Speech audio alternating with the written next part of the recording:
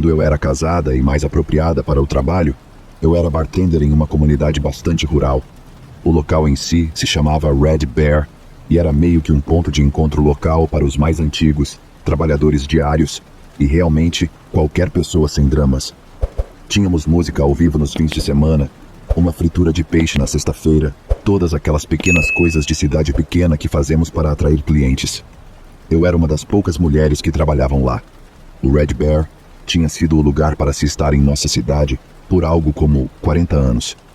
Minha mãe havia sido uma das garçonetes e bartenders originais naquela época. Então foi uma experiência legal para mim seguir os mesmos passos, completar as mesmas tarefas que minha mãe havia feito algumas décadas antes. Não tínhamos nenhuma participação na propriedade ou algo assim, mas nossa história lá tornava especial e super sentimental. Eu estava ansiosa para trabalhar praticamente todos os dias. Esse lugar tinha história, porém, e coisas estranhas aconteciam por causa disso também. Ou pelo menos eu acho. E sinceramente, minhas experiências em primeira mão são bem convincentes. Por ser um bar, alguns de nós ficaríamos lá até altas horas da madrugada, seja limpando ou finalizando algumas outras tarefas de fechamento. O prédio era muito antigo, todo de tijolo e rangendo. A madeira tinha muitos cantos sombrios. O lugar era assustador, especialmente no escuro. Se você estivesse sozinho, era ainda mais perturbador, mesmo para mim. A primeira vez que ouvi falar sobre fantasmas ou qualquer coisa do tipo foi através da minha mãe. Eu era apenas uma garotinha na época, talvez com uns 12 anos. Minha mãe voltava do trabalho absolutamente aterrorizada, pálida, olhos arregalados e coberta de suor. Demorou um pouco, mas eventualmente ela me contou algumas das histórias. Isso preparou o terreno para mim, pois quando consegui um emprego lá, já estava firmemente estabelecido que o Red Bear era definitivamente assombrado na minha mente. Na verdade, eram apenas rumores, nada concreto sobre sua história. Alguém havia sido assassinado lá em uma disputa de jogo, um homem pegou sua esposa traindo com um cliente regular e apareceu no bar com uma espingarda, matando todos os clientes no prédio. Uma mulher insatisfeita que trabalhava na cozinha supostamente envenenou grande parte da comida uma manhã, enviando várias pessoas para o hospital e um casal para a funerária. Todos esses eram apenas rumores, e havia poucas evidências para apoiar qualquer uma dessas histórias. A única coisa estranha que poderia sugerir que uma delas aconteceu foi o assassinato com espingarda. À noite, quando as luzes estavam baixas e uma banda estava tocando, você podia ver coisas brilhantes nas paredes. Pensávamos que era apenas glitter por um longo tempo, mas um ano, quando uma reforma na parede estava sendo feita, o empreiteiro nos disse que definitivamente não era glitter, mas sim chumbo de espingarda incrustado na madeira. Com certeza, alguém havia disparado uma espingarda na sala principal pelo menos algumas vezes em sua vida útil. Seja como for, eu me vi em uma dessas noites, sozinha e fechando no escuro. O prédio era tão antigo que você podia ouvir a eletricidade zumbindo nos fios se estivesse quieto o suficiente. Era assustador. Tinha uma grande escadaria que levava à sala da frente e depois se derramava na sala de jantar principal. À esquerda, havia uma sala de jantar menor e depois o bar. Diretamente atrás da sala principal estava a cozinha, uma área de lavagem de louça e depois algum armazenamento de panos. Havia uma porta dos fundos que levava a um caminho que você poderia seguir até o lixo, bem como uma escada que descia para o porão. Eu quero que você imagine o buraco mais sombrio e assustador imaginável. Preencha-o com trabalho em madeira de má qualidade, concreto, algumas lâmpadas zumbindo e uma série de câmaras frias e um freezer walk-in. Mantínhamos barris de cerveja extras, armazenamento seco e todo tipo de coisas aleatórias lá embaixo. Um funcionário podia acabar indo para o porão 3, 4, talvez até 5 vezes em um turno movimentado. Se você fosse um dos fechadores ou tivesse que fazer o pedido, poderia passar algumas horas lá embaixo apenas organizando as coisas. Era um domingo. O lugar estava um completo desastre. Passei a primeira metade do fechamento apenas tentando limpar tudo. Não estava começando a reabastecer ainda. Isso envolvia várias viagens de ir para o porão, pegando guardanapos a granel, ketchup, garrafas de cerveja, você nomeia. Eu estava transportando tudo para o dia seguinte. Qualquer pessoa que trabalha na indústria de serviços sabe o que eu quero dizer. Domingo à noite é como trazer vida de volta a um cadáver, tentando mantê-lo animado por mais uma semana. O movimento de sexta e sábado apenas consumia qualquer estoque de energia que você pudesse ter. Como eu disse, esse lugar era assombrado para mim por reputação, mas como funcionária, eu realmente não pensava nisso com frequência, a menos que algo estranho estivesse realmente acontecendo. Nunca estava realmente em minha mente. Não estávamos tremendo no momento em que batíamos o ponto ou espiando em salas antes de entrarmos nelas. Era um trabalho, então nos concentrávamos. Eu estava em minha terceira ou quarta viagem quando ouvi isso. Passos na cozinha. Eu estava arrumando os coolers de cerveja no bar. Havia um caminho direto para minha posição pela passagem do banheiro e para a primeira parte da cozinha. Parecia que os tênis de alguém estavam grudando no piso e então desciam as escadas para o porão. Olhei para cima e ouvi, mas então lembrei que estava sozinha. Dei de ombros e imaginei que fosse o fantasma se acomodando para a noite. Não havia realmente nada a fazer a respeito, exceto me apressar e sair logo daqui. Eu tinha um plano, porém. Se as coisas ficassem muito estranhas antes de eu terminar, eu apenas sairia e voltaria de manhã para terminar tudo. Não mexo com os mortos ou com o que quer que assombre este lugar. Enquanto colocava a última cerveja na geladeira, pude ouvir um dos coolers walk-in se abrindo. As alças eram essas grandes e barulhentas peças de metal que tilintavam, então eram altas pra caramba quando você puxava. Fiquei imóvel por um momento, mas tudo ficou quieto. Assim que comecei a desmontar as caixas de papelão das cervejas, ouvi aquele cooler bater fechado lá embaixo, e parecia que sacudiu todo o prédio quando isso aconteceu. Tudo bem, é hora de agir. Comecei a acelerar todas as pequenas tarefas que ainda tinha pela frente. Nem mesmo me dei ao trabalho de contar minhas gorjetas, apenas as joguei na minha bolsa e as guardei para quando chegasse em casa. Pias estavam esvaziadas, coisas estavam fechadas e seguras. Eu só precisava trancar a porta dos fundos e apagar as luzes na cozinha. Nesse ponto, 10 minutos haviam se passado e mais nada tinha acontecido realmente. O bar meio que voltou ao normal. Então desarme a paranoia que eu tinha desde mais cedo. Eu ainda estava nervosa, mas fiz minha última ronda. Encontrei algumas coisas para organizar ou preencher nos fundos. Cometi o erro de colocar minha bolsa, bem como o saco do banco e as chaves da porta no chão. De repente, estava de volta ao modo de trabalho e logo me vi correndo para baixo para pegar uma caixa de refrigerante para a máquina que estava lá em cima, além de desligar as luzes. O dono do prédio era enfático em nunca deixá-las ligadas, porque a fiação era tão defeituosa. Ele disse que era como implorar por um incêndio estrutural. Eu podia ver o interruptor de luz no final das escadas, podia até ver a pilha de caixas de refrigerante. Não vi nada se esgueirando e não pude ouvir mais passos, então joguei minha cautela ao vento e desci aquelas malditas escadas. Quando cheguei lá embaixo, vi a última coisa que eu queria ver. A porta do maior walk-in estava completamente aberta e estava na metade do porão, no meio entre o primeiro walk-in e o freezer no final. Como as luzes estavam acesas, eu já estava lá embaixo, então fui até lá, peguei a maçaneta e antes que eu pudesse puxá-la, algo se moveu à minha esquerda. Então, instintivamente, virei para olhar. A princípio, não havia nada lá, apenas os barris e sacos aleatórios de panos de limpeza enfiados entre eles. Então, vejo uma sombra passar contra a parede, lançada pelo barril atrás da porta que estou segurando.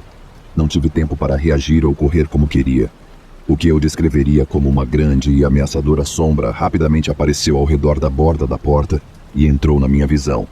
Em vez de recuar, eu apenas caí para o lado do walk-in. Era a maneira mais rápida de criar espaço na minha cabeça, então apenas caí naquela direção completamente em pânico. Tínhamos aquelas persianas de plástico que tentavam manter o ar frio dentro da unidade, e elas se fecharam depois que caí. Eu recuei para trás enquanto a porta batia. Fiquei ali pelos próximos 5 ou talvez 10 minutos, honestamente não sei quanto tempo foi. Apenas ouvi a completa destruição atrás daquela porta de aço. Eu podia ouvir os barris batendo nas paredes, latas rolando, caixas se rasgando. Parecia uma zona de guerra.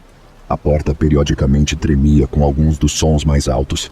Comecei a tremer também, já que não tinha um casaco e a temperatura lá embaixo estava em torno de 2 graus. Depois de um tempo, ficou silencioso. Não aguentava mais ficar ali. Fui até a porta, encostei o ouvido nela e apenas ouvi nada. Empurrei gentilmente a maçaneta, mas a porta não se moveu. Algo a estava segurando fechada por fora. Fiquei com medo no início, supondo que fosse a sombra que eu vi. Mas enquanto estava lá tremendo por mais 10 minutos, lembrei de todos os barris batendo. Certamente, Se o suficiente deles estivessem no chão, eles poderiam estar prendendo a porta fechada. De repente, a realidade de que eu poderia congelar até a morte se estabeleceu sobre meus ombros, como a primeira camada fraca de geada, a geada que me mataria. O pânico apertou meu pescoço. Comecei a me jogar contra a porta, mas novamente não se mexeu nem um pouco. Isso não me deteria, porém. Empurrei e empurrei até perceber que estava gritando mais alto do que nunca, veia saltando do meu rosto e pescoço. Juro que podia sentir meus dentes se movendo porque estava gritando tão forte. Só depois de desistir e tentar recuperar o fôlego é que a coisa finalmente começou a se abrir. Com certeza, enquanto empurrava, podia sentir coisas se movendo do outro lado da porta, se deslocando. Quando houve espaço suficiente, enfiei minha cabeça para fora e encontrei alguns barris e latas segurando a porta. O porão todo estava um desastre completo, como se um tornado tivesse passado por ali. Subi do freezer e o fechei com força e corri até a escada. Não havia chance de eu ficar e limpar aquilo. Apenas explicaria pela manhã o que aconteceu. Pensei que entenderiam. Todos tiveram experiências estranhas trabalhando lá antes, talvez não exatamente desse nível. Somente minha mãe já me contou histórias tão assustadoras assim. Lancei mais um olhar para trás, enquanto desligava as luzes e subia as escadas. Juro por Deus que vi aquela sombra se manifestar do canto mais distante, como se tivesse se materializado diante dos meus olhos. E então ficou escuro. Eu estava correndo em direção à liberdade. Peguei minha bolsa e todas as minhas coisas e saí correndo pela sala principal e desci as escadas. Quando cheguei lá na manhã seguinte, tudo já havia sido limpo. Todos estavam desesperados para saber o que diabos aconteceu. Expliquei minha história e todos apenas acenaram como se esperassem isso. Com o nível de destruição que deixei para trás, eles imaginavam que tinha que ser algo drástico, ou um roubo, ou um fantasma. Felizmente, nada parecido aconteceu comigo novamente, mas também nunca me deixei ficar sozinha lá de novo.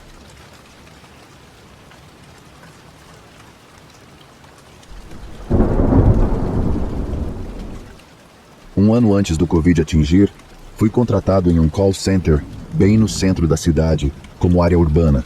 Trabalhávamos atendendo chamadas para uma empresa de assistência rodoviária que permanecerá anônima, embora, sinceramente, da última vez que procurei por eles, nem mesmo encontrei um site. Talvez nem estejam mais em atividade. Enfim, devido à natureza de nossa indústria, nosso escritório operava 24 horas por dia. Não era um grande call center privado, mas apenas uma unidade no nível do solo, em um bloco de escritórios comerciais. Compartilhávamos o prédio com 10 outras empresas, todas operando durante o horário normal. Às 5 da tarde, o estacionamento se esvaziava e a única luz acesa vinha do nosso lugar. Não tinha sinalização e havia um teclado na porta para acesso 24 horas por dia. Trocávamos os turnos às 4, meia-noite e 9 da manhã, geralmente em duplas, às vezes em trios ou quartetos durante a semana ou em fins de semana de feriado. O turno da noite geralmente era apenas um cara, Benji, mas nos feriados colocavam 2 de nós da meia-noite às 9 da manhã.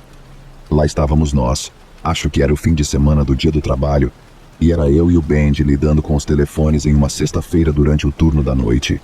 Eu não me importava de pegar esses turnos, porque honestamente adorava trabalhar com o cara. Ele era um pouco mais velho que eu, e tinha algumas das histórias mais loucas que já ouvi. Ele cresceu na cidade, meio criminoso, mas se endireitou e estava tentando entrar na indústria da música. Eu gostava de desenhar e ilustrar, e ele gostava de olhar para o que eu estava trabalhando na época. A gente só ficava conversando até o sol nascer. Até trollávamos as pessoas pelo telefone, se elas estivessem fazendo spam ou evitando a ligação. Olhando para trás agora, era muito divertido nessas horas escuras e cheias de devaneios. Uma noite, pedimos pizza do Domino's. Dividimos uma pizza e alguns palitos de queijo. Refeição lendária para um par de caras do call center. Mas eu não sabia, nos meus 20 anos, que aos poucos estava me tornando intolerante à lactose. Então, todo aquele queijo e manteiga acabaram com o meu estômago e meu cólon. Comemos por volta da meia-noite, conversamos e depois trabalhamos até por volta de 1:30 da manhã. Aí comecei a sentir borbulhas. Às 2 da manhã, eu sabia que algo ia acontecer de um jeito ou de outro. Avisei o Benji sobre o que estava acontecendo para que ele pudesse ficar de olho na linha do telefone para mim. Saí pela porta, que era a única entrada e saída do escritório. Não havia uma segunda saída, sem porta traseira, apenas uma grande janela no painel de trás.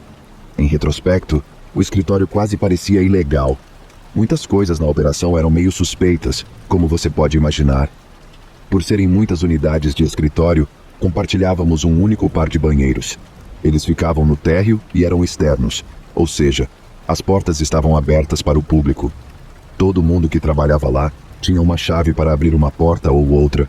Eles estavam todos lá embaixo, em um desses estabelecimentos, cerca de 12 metros, e depois virando na esquina, escondidos em um pequeno recanto do segundo andar. Isso os mantinha fora de vista para que ninguém aleatório ou esquisito tentasse usá-los ou vandalizá-los. Entrei, lutando com meus problemas digestivos desconhecidos, e depois lavei as mãos. Enquanto olhava para o espelho, ouvi alguém empurrar a porta de fora. Ri e gritei alguma coisa, pois presumi que fosse o Benji apenas brincando comigo. Não houve resposta, exceto por algumas batidas fortes no metal. Estranho, mas eu já estava lá dentro há muito tempo, então novamente pensei que o Benji estava apenas sendo engraçado. Abri a porta e não havia ninguém lá. Saí e fui pelo corredorzinho, mas ao invés de continuar até o escritório, virei à esquerda e saí para um pequeno estacionamento secundário. Era nos fundos, onde ficavam os contêineres de lixo, além de uma pequena área ao ar livre. Ao entrar no estacionamento, ouvi passos correndo em minha direção de algum lugar. Agora eu sabia que algo estranho estava acontecendo. Virei e corri de volta para o escritório. Estava correndo e prestes a cair de cara no cimento, mas me segurei pela maçaneta bem na hora. Comecei a digitar o código e logo errei. Estava piscando vermelho. Tive que esperar 5 segundos para redefinir. Tudo o que podia ouvir era meu coração, minha respiração e esses passos batendo lá fora, na escuridão. Mexi na maçaneta e gritei pelo Benji, batendo na porta. De repente percebi que trocamos de posição. Agora era eu lá fora, sendo a coisa assustadora e caótica. E eu podia vê-lo através das persianas, olhando por cima do ombro. Ele estava no telefone, que piscava em 3 portas. Aparentemente ele atendeu enquanto eu estava lidando com o meu problema.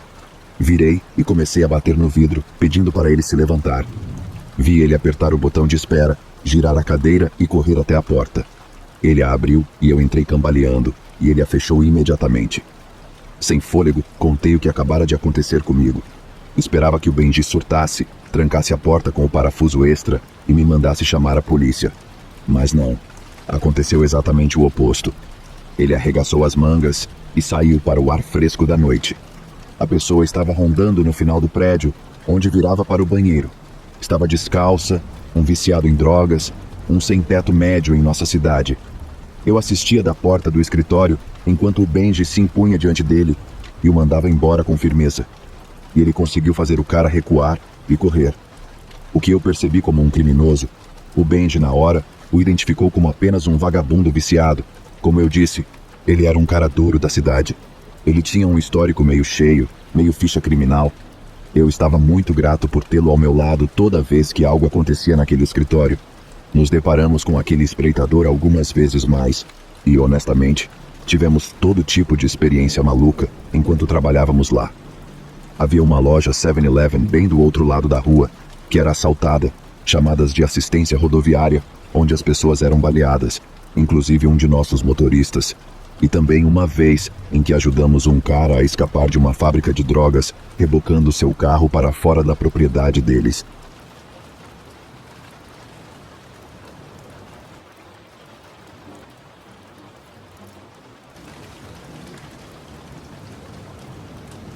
Quando eu era mais jovem e mais propenso a correr atrás do dinheiro a qualquer hora da noite, arranjei um trabalho paralelo como motorista da Uber.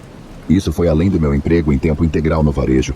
Trabalhar no balcão e fazer vendas simplesmente não tinha o retorno financeiro que eu precisava na época, e eu não era inteligente o suficiente para encontrar um emprego melhor ou simplesmente negociar um aumento.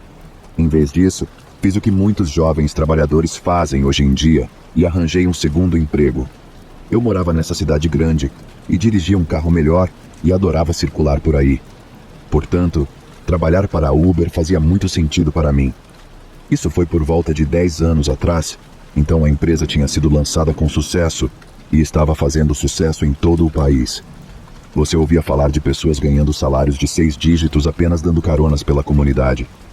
As pessoas com quem conversava de passagem sempre me diziam a mesma coisa.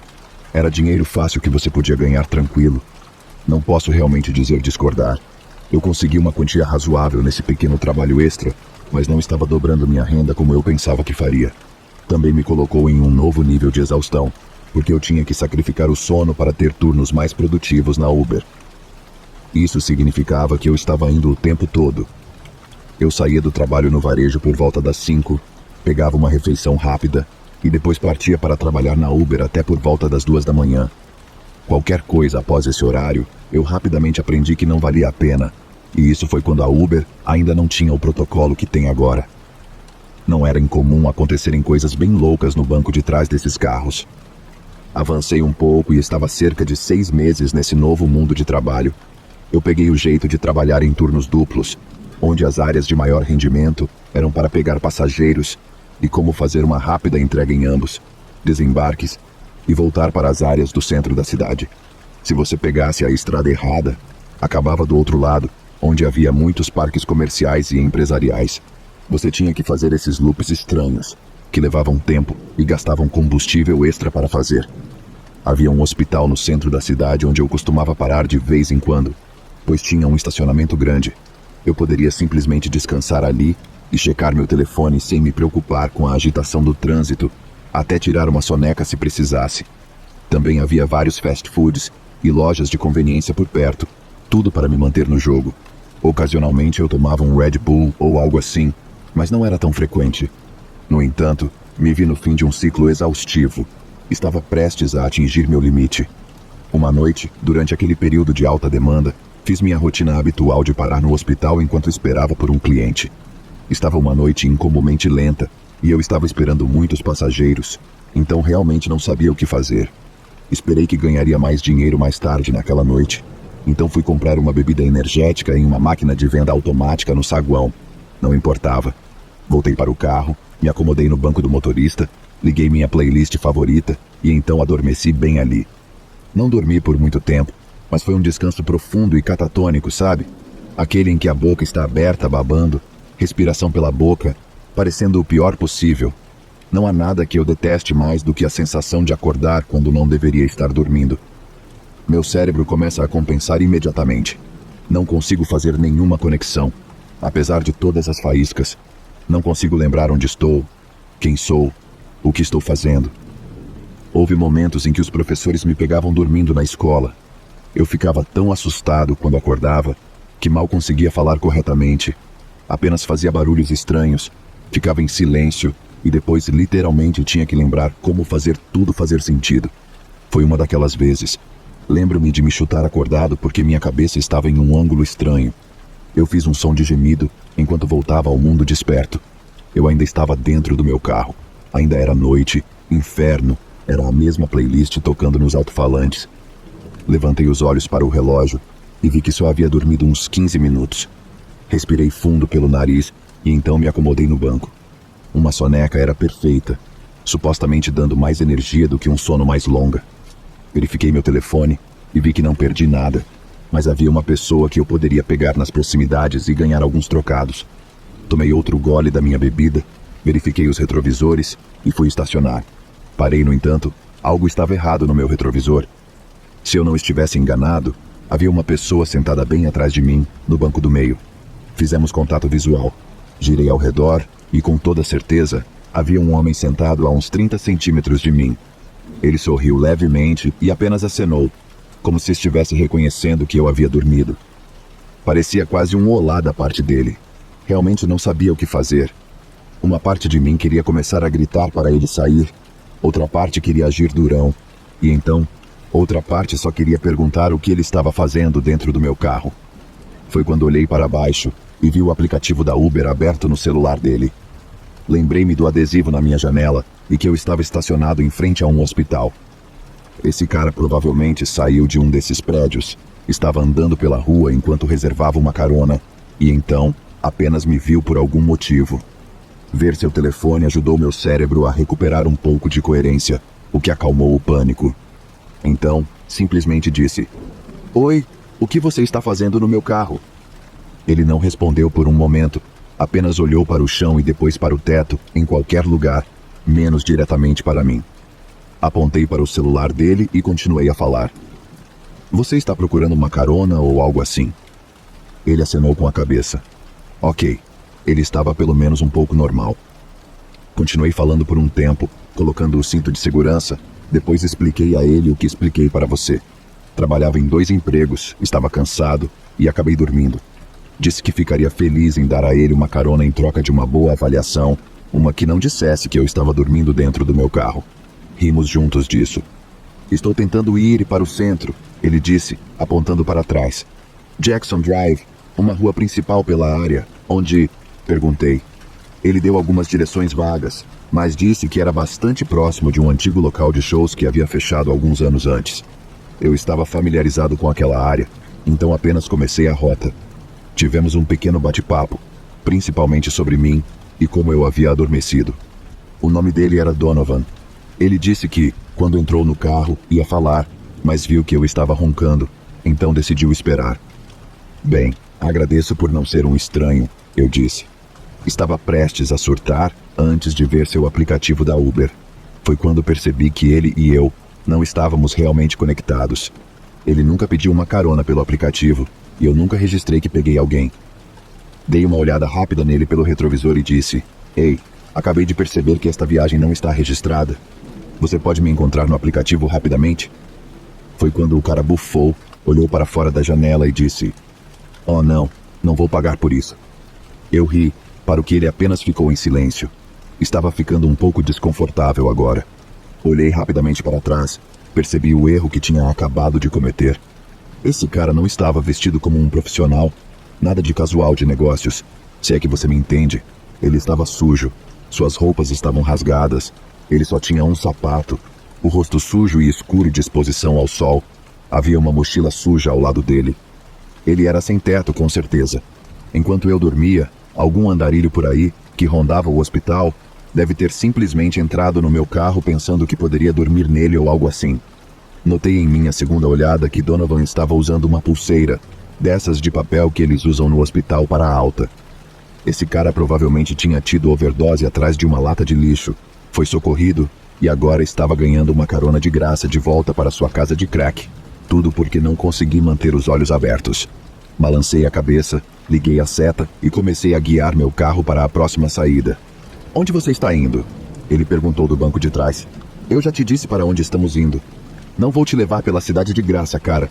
Você tem sorte de eu nem chamar a polícia, eu disse. Peguei meu telefone do porta-copos ao meu lado, apenas para mostrar a ele que eu não estava brincando. Sim, disse Donovan. Você tem sorte de eu não desamarrar meu sapato e te estrangular com ele. Antes que eu pudesse piscar, senti as mãos ásperas e calosas dele se enrolarem no encosto de cabeça e se fecharem em volta da minha garganta. Instintivamente, tirei uma mão do volante e tentei quebrar o agarre, mas não consegui. Mal consegui colocar um dedo debaixo de sua palma para criar um pequeno espaço para respirar. O pânico começou a se instalar enquanto eu via 1 minuto passar no relógio. Tentei afastar esse cara de mim. Consegui ouvir sua respiração ofegante atrás de mim. O cheiro de suas mãos e boca era completamente repugnante. Esse cara definitivamente não tomava banho há pelo menos 1 semana ou mais. Finalmente, percebi como fazê-lo se afastar de mim.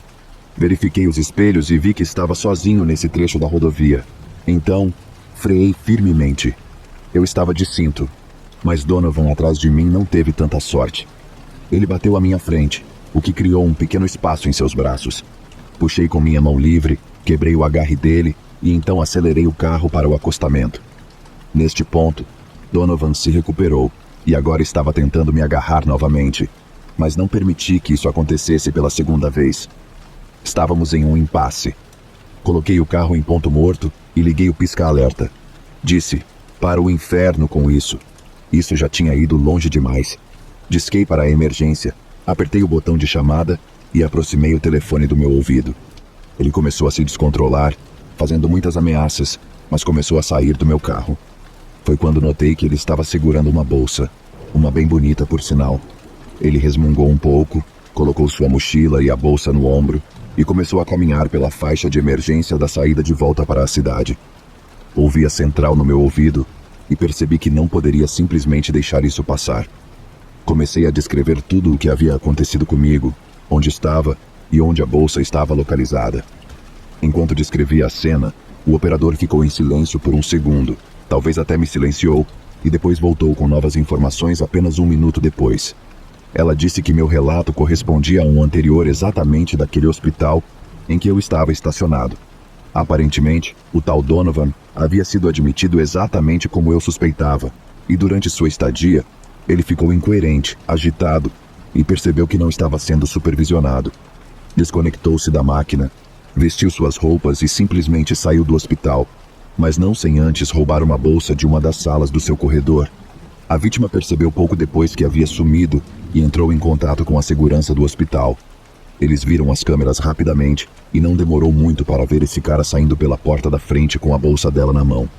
A partir daí, ele começou a correr, conforme visto nas filmagens. Provavelmente estava paranoico em ser pego agora que havia saído do hospital. Ele zigue-zagueou pelo estacionamento por um tempo antes de chegar ao meu carro, que estava ligado e estacionado. Donovan pensou que poderia roubar meu carro até me ver dormindo nele. Então, ele simplesmente se esgueirou para o banco de trás e se escondeu de qualquer segurança do hospital em potencial. Como era de se esperar, a noite de Donovan não terminou bem depois que ele saiu do meu carro. Informei a central onde eu estava e para onde ele estava indo, e até o segui pela rampa de saída. Não fiz nem 2 quarteirões antes que um policial aparecesse, acendesse as luzes e a sirene e o algemasse. O telefone que vi na mão dele era o da mulher. Ele o encontrou na bolsa dela e estava tentando descobrir como pedir um Uber no caso de eu não acordar. Apenas aconteceu de ser a pessoa perfeita no momento certo. Dei um depoimento aos policiais que o levaram embora. Suspeito que ele tenha passado algumas semanas se recuperando em uma cela. Provavelmente não preciso dizer isso, mas lembre-se de trancar as portas do seu carro, pessoal.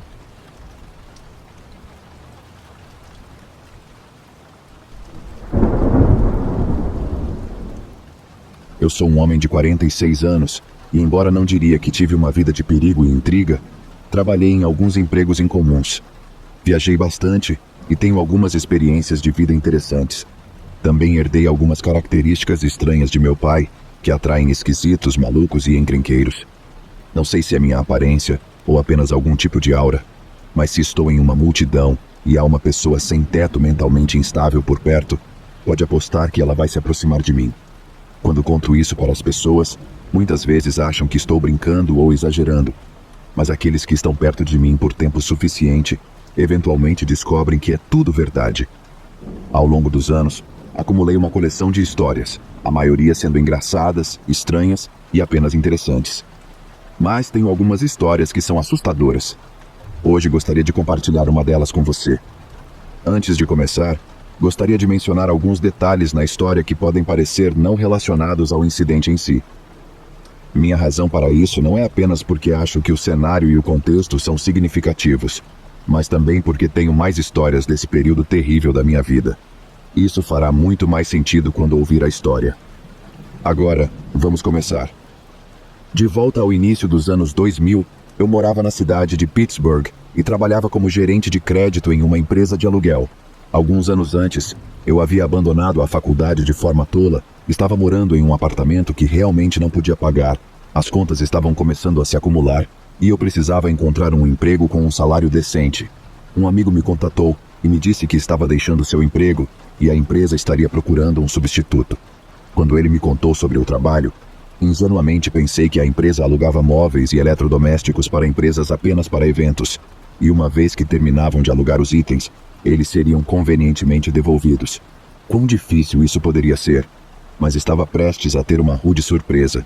Depois de ser contratado, descobri que o modelo de negócio da empresa era alugar para possuir, e eles se aproveitavam de beneficiários do bem-estar social e pessoas com baixos rendimentos.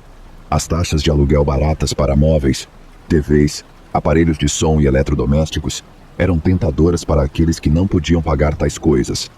Mas, sem o conhecimento dos locatários, os itens levariam anos para serem pagos. Essas pessoas acabariam pagando 10 vezes mais do que o valor real do item. Meu título de trabalho era apenas um nome extravagante para um homem de repossessão. Se alguém não pudesse pagar ou se recusasse a pagar, era meu trabalho caçá-los e retomar esses itens. Estranhamente, de todas as situações insanas que eu tinha encontrado enquanto estava fora para retomar os itens nas áreas carentes, Esse incidente aconteceu atrás da loja no meu dia de folga. É importante notar que, geralmente, quando você vê uma loja de aluguel, ela está localizada perto de um bairro mais pobre. Geralmente estão convenientemente localizadas perto de uma dessas lojas de empréstimos para pagamento ou uma loja de bebidas. A praça onde estávamos localizados não era tão ruim, mas era a mais próxima do centro comercial dos projetos próximos. Eu ouvi um rumor de que o estacionamento grande da praça era um foco de atividade de drogas, e embora não fosse incomum ver vários carros de polícia acesos no estacionamento, nunca soube se era apenas uma batida de drogas ou talvez apenas um viciado em alguma loja. Como era meu dia de folga, o trabalho era o último lugar onde eu queria estar, mas a van horrível que eu dirigia na época estava com problemas no motor. Então, quando meu turno terminou na noite anterior, deixei a van nos fundos da loja e peguei uma carona com um colega de trabalho que morava perto. O plano era pegar uma carona de volta para a loja no final da manhã, levar minhas ferramentas e trabalhar na van e, esperançosamente, colocá-la de volta em funcionamento.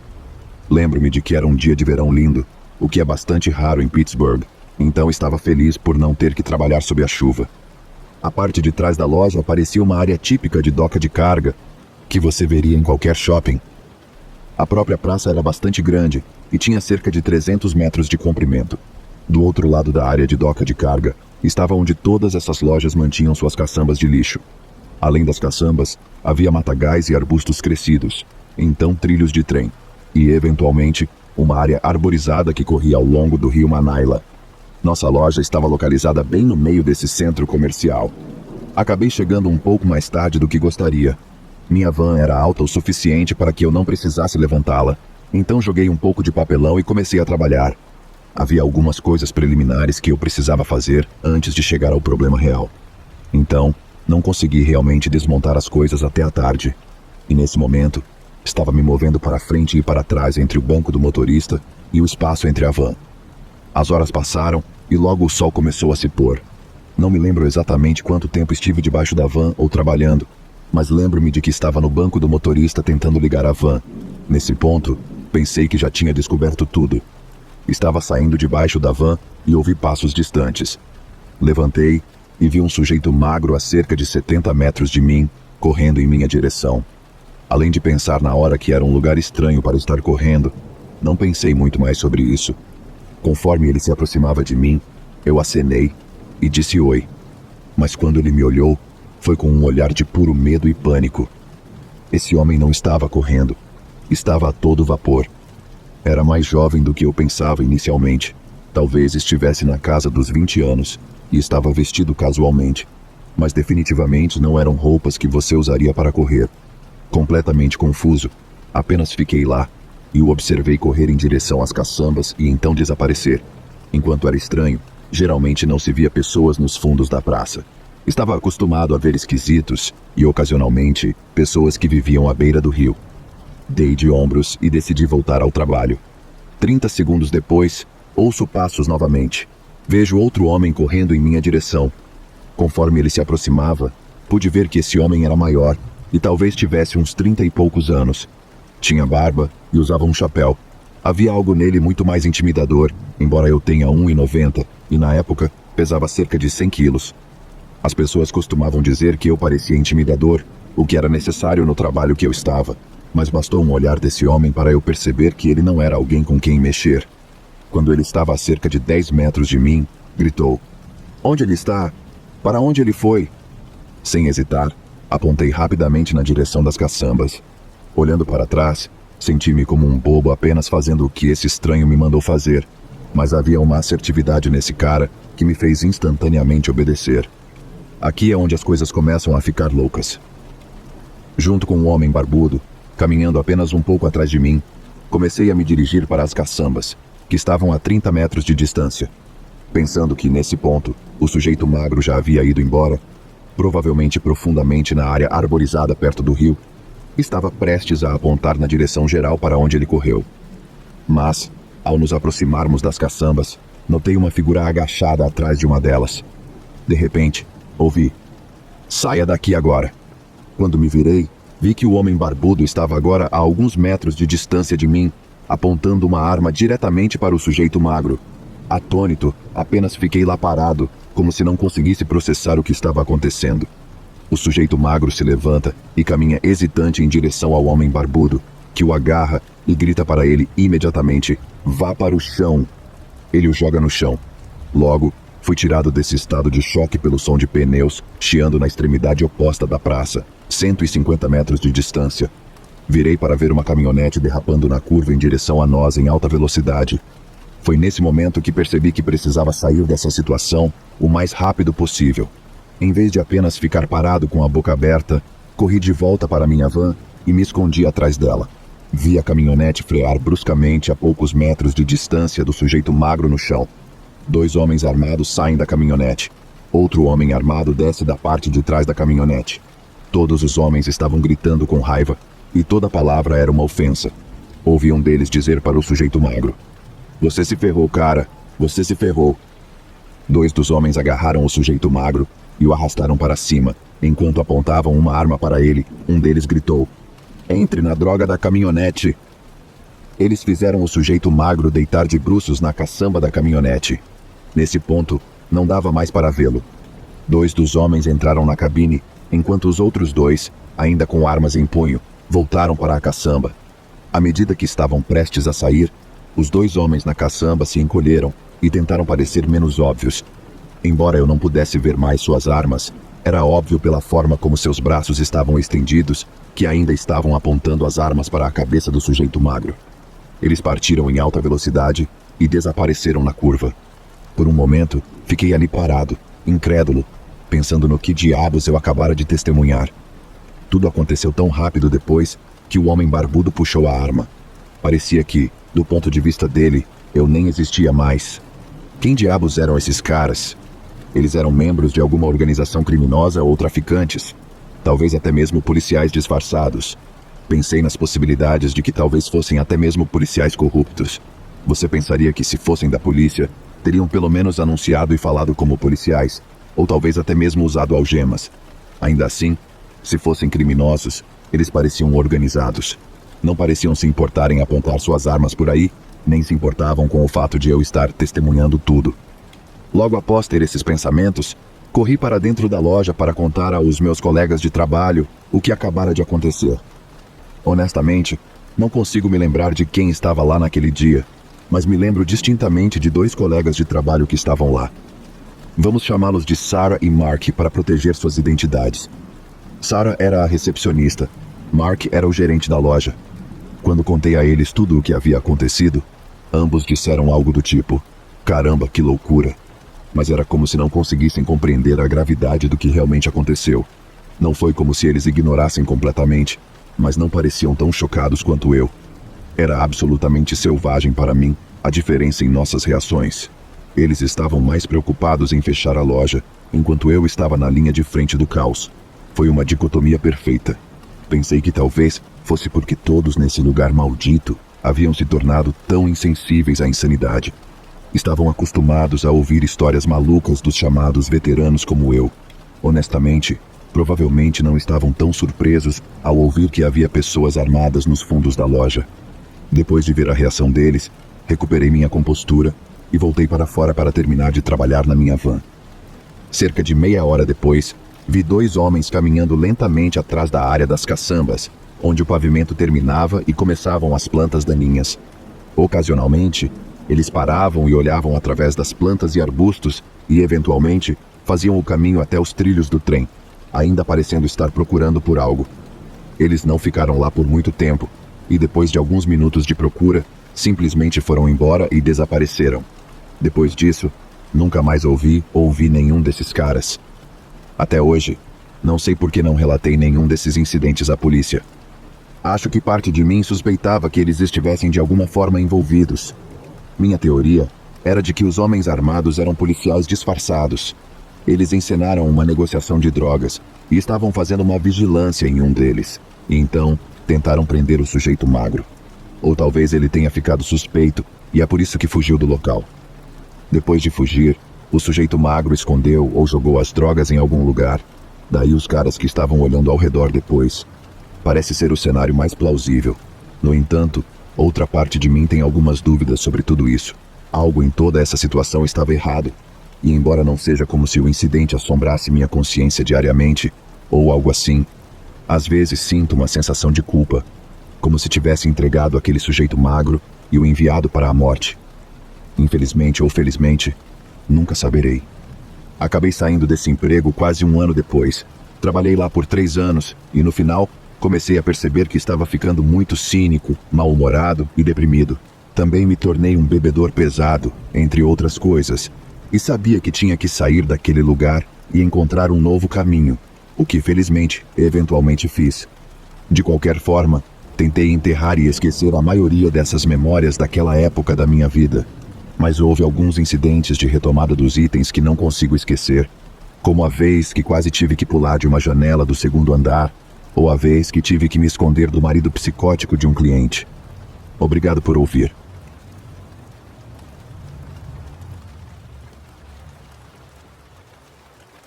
Era uma tarde muito chuvosa. Meus pais tinham viajado para comemorar o aniversário de casamento deles. Eu tinha apenas 8 anos naquela época, e eu e Mateu, meu irmão gêmeo, tínhamos ficado com a minha avó. Mas naquela tarde, iríamos com alguns amigos ao famoso parque que tinha chegado na nossa cidade. O Parque do Terror. No entanto, como disse antes, era uma tarde muito chuvosa. As nuvens eram grandes e assustadoras, sem falar dos relâmpagos que a toda hora iluminavam o céu cinzento. E eu e Mateu estávamos muito chateados, pois se continuasse a chover, com certeza não teríamos como sair e ir até o Parque do Terror.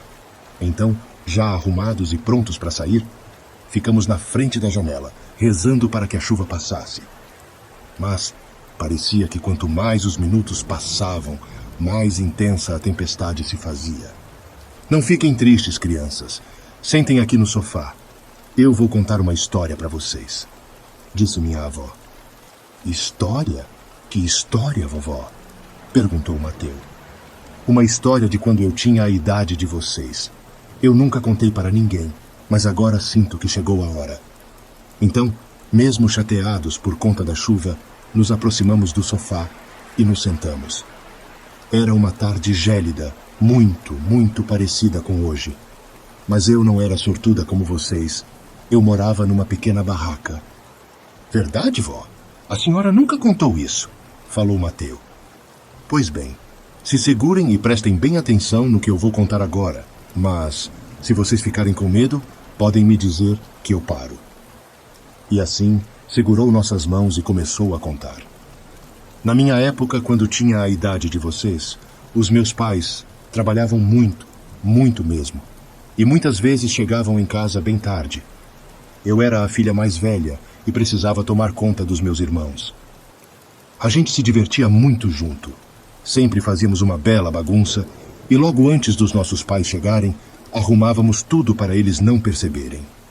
Mas em uma certa tarde, um amigo de um dos meus irmãos emprestou a ele um livro de terror. Eu logo me empolguei em ler. Então, entramos no quarto e com a luz apagada, lemos aquele livro. Ele contava a história de uma menina amaldiçoada. E no final do livro, dizia que todos que o liam sempre seriam assombrados pela menina fantasma. Eu e meus irmãos rimos muito, dizendo que era tudo bobagem. Naquela noite, escondidos dos meus pais, ficamos acordados até tarde, esperando a visita da menina fantasma. E debochamos muito quando, ao amanhecer, ela não tinha vindo. Fomos para a escola e quando voltamos, meus irmãos estavam com febre muito alta. Então, minha mãe decidiu que no dia seguinte os levaria à casa de um dos meus tios para que tomassem os remédios na hora certa. Eu implorei para ir junto, mas minha mãe negou, dizendo que meus irmãos dariam trabalho demais para os meus tios e que eu poderia muito bem ficar em casa sozinha. Preciso dizer que eu nunca tinha ficado em casa sozinha. E naquela tarde, pela primeira vez, eu estava com um pouco de medo. A chuva estava tão forte, fora o vento, que a toda hora parecia querer derrubar aquelas paredes frágeis. Naquela época não tinha TV e nem celular para me distrair. Então, fiquei num cantinho do quarto, com as costas na parede, rezando para que a chuva parasse logo de cair. Mas quanto mais as horas passavam, mais forte ela ficava, até que um relâmpago caiu bem próximo, fazendo assim com que a luz se apagasse. O som do trovão foi tão forte que até hoje, só em lembrar, eu sinto os meus ouvidos tremerem. Eu fiquei com tanto medo de ficar no escuro que corri até a cozinha à procura de uma vela. Mas assim que a liguei, vi uma menina toda vestida de branco bem na minha frente. Eu nem acreditei no que eu estava vendo. Era a menina amaldiçoada do livro. Ela ficou parada, sorrindo para mim, enquanto eu gritei apavorada e corri até meu quarto para me esconder debaixo do cobertor. Eu estava com tanto medo e arrependida de ter lido aquele maldito livro. Permaneci lá na cama, tremendo por dentro, até que depois de alguns minutos pude escutar os passos leves daquela garotinha se aproximando de mim. E enquanto caminhava, ela cantarolava uma música bem assustadora. Eu permaneci lá debaixo do cobertor e depois de alguns minutos pude senti-la se aproximar e então tocou o meu braço através do cobertor. Logo depois o puxou com toda a força. E assim que ela fez isso, um relâmpago iluminou todo o quarto e então eu pude vê-la novamente. A sua expressão era tão aterrorizante que até hoje eu a vejo nos meus pesadelos. O seu olhar era de dar arrepios. Eu gritei desesperada. Então, levantei da cama e corri em pânico até a sala. Abri a porta de casa, decidida a sair dali. Mas dei graças a Deus quando vi os meus pais chegarem com os meus irmãos. Ainda levei bronca da minha mãe, que me perguntou para onde eu estava indo. Eu, obviamente, não contei nada sobre o ocorrido, então me limitei a ficar em silêncio. Naquela mesma noite, contei para os meus irmãos o que tinha acontecido e disse que jamais a gente leria aquele livro de novo. Eles, a princípio, ficaram incrédulos, mas logo entenderam pela minha voz trêmula que eu estava falando a verdade. Naquela mesma noite, demos um jeito de queimar aquele livro. Minha avó, e a senhora nunca mais viu aquela menina? Perguntou Mateu. Eu a vejo todas as noites nos meus sonhos. Eu sinto que ela está com sede de mim. Graças a Deus ter queimado aquele livro fez com que ela não tivesse mais nenhuma força em cima de mim. Então, meus queridos netinhos, pensem 2 vezes antes de ler uma história de terror ou visitar algum parque assombrado, pois nunca sabemos o quanto tem de verdadeiro nessas histórias. A gente pode cair em alguma maldição sem nem se dar conta. Eu e Mateu nos olhamos assustados. Vocês querem mais chocolate quente? Perguntou minha vovó. Sim, eu quero, vovó, respondeu Mateu. Então, assim que ela levantou, eu vi, junto a ela, aquela menina, vestida de branco. Eu vi aquele olhar arrepiante que minha avó tinha acabado de descrever. A menina me olhou fixamente, levou o dedo até os lábios, fazendo sinal de silêncio, e me deu um sorriso macabro. Em seguida, desapareceu. Eu fiquei em choque e assustada. Olhei para Mateu. Mano, você viu? Perguntei. Viu o quê? Ele perguntou sem entender. Naquele momento, um arrepio percorreu a minha espinha dorsal. Logo depois, olhei novamente para a minha avó. E, graças a Deus, aquela menina tenebrosa não estava mais ali. Desde então, nunca nem sequer cheguei a pensar em ir a um parque de diversão de terror ou ler algum livro de assombração.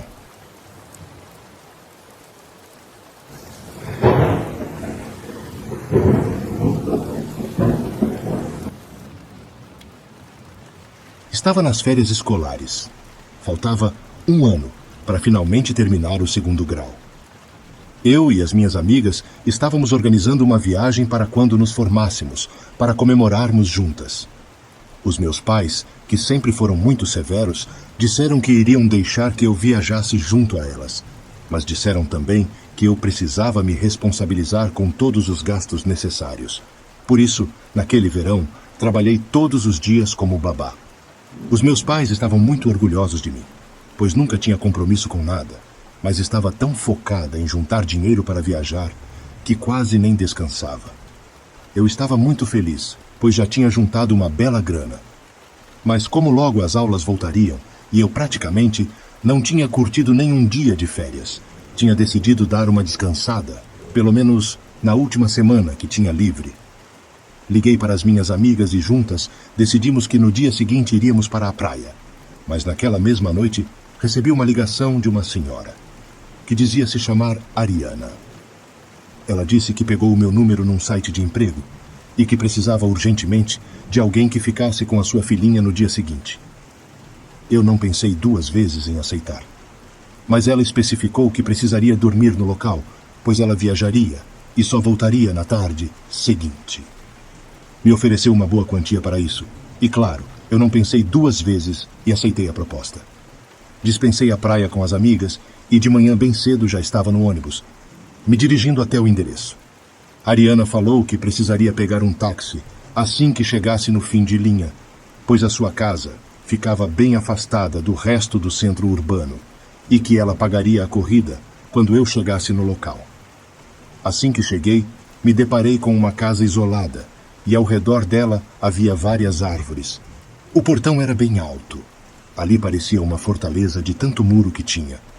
Eu estava simplesmente boquiaberta e fiquei ainda mais quando, minutos depois, cheguei na porta da mansão. Dona Ariana me mostrou o jardim, que parecia mais um parque de tão grande que era. Ao entrar na mansão, eu conheci a pequena Ariel, que timidamente me deu um sorriso e se apresentou. Às pressas, Dona Ariana disse que eu poderia me sentir como se estivesse na minha própria casa e que tinha deixado um dinheiro na gaveta da cozinha, caso a gente ficasse com vontade de pedir algo para comer. Antes de sair, Dona Ariana falou que se eu e Ariel nos dessemos bem, ela iria me contratar para ser a babá dela. Logo depois, beijou a filha, entrou na sua Mercedes e foi embora. Fiquei alguns minutos parada, ainda encantada com aquele lugar tão perfeito. Mas logo, Ariel me pediu para brincar com ela. E sorrindo, me levou até a área que ficava no fundo da casa. Ali, fiquei mais encantada ainda, pois vi uma piscina enorme. Os meus olhos praticamente brilhavam. Aquele era o emprego dos meus sonhos. A pequena Ariel me pediu para tomar banho de piscina com ela, mas eu respondi que não tinha biquíni. Então ela falou que a mãe dela sempre comprava biquínis para as babás que trabalhavam ali, e que tinha muitos ainda novos no quarto dos hóspedes. E assim dizendo, me levou até lá. Fiquei incrédula assim que vi a quantidade de biquínis novos que havia. Aquela coleção era de dar inveja a uma loja. Logo peguei um que desse em mim, e então corremos até a piscina. Ficamos lá a manhã toda. E só saímos para almoçar. Peguei a comida que já estava pronta e esquentei no micro-ondas. E assim que terminamos de almoçar, assistimos um pouco de TV. Enquanto estávamos assistindo, percebi que ela estava muito inquieta. A toda hora, olhava para trás do sofá e pude escutá-la falando sozinha. Perguntei para ela se estava tudo bem. Então ela abaixou a cabeça e disse que sim. Logo depois, falou que ela precisava ir para o seu quarto, então se levantou e rapidamente subiu as escadas. Eu não entendi o porquê dela, de repente, agir daquela forma. Mas respeitei o seu momento de me deixe ficar sozinha e continuei ali no sofá, assistindo. Ela ficou a tarde toda trancada no seu quarto. Então, perto das 8 da noite, decidi ir lá para perguntar se ela estava com vontade de jantar. Mas percebi que o quarto estava trancado. Então bati na porta. E cerca de 2 minutos depois, ela saiu, dizendo que não estava com fome. Ali eu percebi que tinha algo errado. Ela estava muito séria. E ainda bateu a porta praticamente na minha cara. Como eu estava ali para cuidar dela, me senti na obrigação de perguntar o que estava acontecendo. Mas ela disse grosseiramente que eu precisava simplesmente deixá-la em paz. Preciso admitir que eu fiquei um pouco magoada, pois não esperava ser tratada daquela maneira. Então, assim que ela bateu a porta na minha cara, eu dei as costas e desci para a cozinha, pois estava com fome. Comi um sanduíche e fiquei lá no sofá assistindo TV. Por volta das 11, escutei uns barulhos bem fortes vindo do quarto dela. Então, preocupada, corri até lá e perguntei se estava tudo bem. Mas Ariel não respondia. Então, me desesperei, pois continuei a escutar os barulhos. Naquele momento, gritei que se ela não fosse abrir a porta, eu iria ligar para a mãe dela. Então, depois de uns minutos de espera, resolvi pegar o celular e ligar para a senhora Ariana, informando os estranhos comportamentos da filha. Mas no momento em que peguei o celular, algo bateu fortemente na minha mão, fazendo assim com que o celular caísse e rolasse escada abaixo. Corri rapidamente para pegá-lo e fiquei arrasada assim que vi que estava totalmente destruído. Enquanto estava ainda agachada, olhando o que restava do meu celular, escutei Ariel gritar desesperada. Levantei rapidamente e novamente bati na porta dela. Então, aos prantos, ela disse que estava em perigo e que a porta estava emperrada. Apavorada, tentei arrombar a porta, mas era muito resistente, e o meu corpo magricelo, com certeza, não seria capaz de derrubá-la. Fiquei perdida por alguns momentos, sem saber o que fazer. Os gritos desesperados de Ariel tinham me deixado num estado de pânico. Eu perguntava para ela o que estava acontecendo, mas em vão, pois a garota não respondia, apenas se limitava a gritar. Logo entendi que a solução melhor seria ligar para a polícia. Corri naquele corredor imenso à procura do telefone residencial. Desci as escadas, mas enquanto descia, todas as luzes da casa desligaram e eu tropecei em algo que estava fora do lugar. Na queda, machuquei a minha perna, mas mesmo com muita dor, levantei à procura do interruptor. Assim que o achei, tentei ligar a luz da sala, mas sem sucesso, pois a luz continuava desligada. Ignorei isso e continuei procurando o telefone. Na sala, havia uma enorme janela de vidro e, graças a ela, estava conseguindo enxergar um pouco, pois a luz da lua estava deixando o ambiente um pouco mais claro. Logo, percebi que o telefone estava em cima do móvel. Então, corri para pegá-lo e, esperançosa, disquei o número da polícia, mas gelei inteira ao perceber que o telefone estava mudo. Naquele momento, senti algo me empurrar com violência e por pouco não bati a cabeça na quina da mesa. Olhei ao redor e não estava conseguindo enxergar ninguém. Aquilo era surreal. Então, olhei para a porta de casa, que estava se abrindo lentamente. Com certeza, eu poderia ter saído às pressas dali, mas eu não podia deixar a garota ali sozinha. Eu nunca iria me perdoar. Eu precisava ajudá-la. Então, me levantei, fui até a cozinha, abri as gavetas das ferramentas e peguei um martelo. Então, corri em direção do quarto da garota. Enquanto corria, eu sentia umas forças malignas tentando me segurar. Também escutava gritos e ao mesmo tempo uns sussurros, mas não conseguia entender o que queriam dizer. Só sei que, com certeza, não eram almas boas. Assim que cheguei na porta do quarto de Ariel, comecei a bater com toda a força na fechadura, até quebrá-la. Foi então que consegui entrar, e lá estava ela no chão, sem nem sequer fazer um pequeno movimento que me deixasse entender que estava viva. Em pânico, a sacudi. Então, percebendo que continuava desfalecida, escutei o seu pulso e respirei aliviada em perceber que ela estava viva. Então, a carreguei para podermos sair daquela casa, mas assim que saímos do quarto me deparei com uma menina muito assustadora. Ela tinha um olhar frio e arrepiante e gritou que eu precisava deixar Ariel ali. Eu simplesmente fechei os olhos, repetindo para mim mesma que era tudo coisa da minha cabeça e que eu precisava sair o mais rápido possível daquela casa. Mas assim que passei por ela, eu senti algo penetrar o meu corpo inteiro. Aquela, com certeza, foi uma das piores sensações da minha vida. Ali percebi que aquela menina era muito maligna. Então, enquanto rezava, desci as escadas, mas assim que cheguei na porta de casa, ela se fechou violentamente na minha cara. Eu tentei abri-la, mas em vão, pois estava emperrada. Eu podia escutar as risadas daquela menina malvada, e junto a ela também escutava sussurros de outros espíritos malignos.